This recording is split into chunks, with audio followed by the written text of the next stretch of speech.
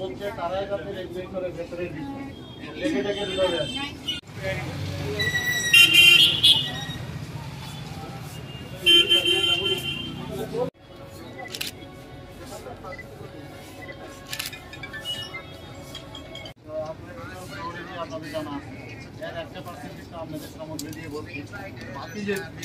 আমরা দেখুন বিভিন্ন মলে যারা ম্যানেজার আছেন, ওনার আছেন, ওনাদের সাথে মিটিং করেছি। প্রথমে এসডিএম সাহেব একবার মিটিং করেছিলেন, তারপর আমার অফিসেও মিটিং হয়েছে।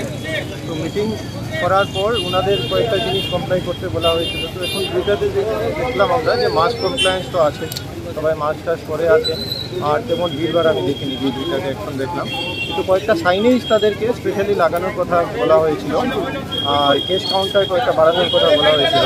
ক্যাশ কাউন্টারেও ভিড় আমরা দেখিনি, বাট ওই যে ক্যাশ কাউন্টার আরও বাড়ানোর জন্য ইমিডিয়েটলি সেটা কালকে পর্যন্ত করে দেওয়ার জন্য বলা হয়েছে। সার্বিক পরিস্থিতি কীরকম?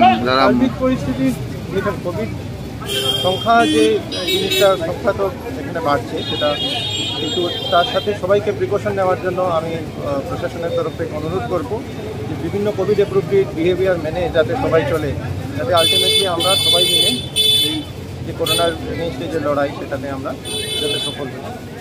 Thank you.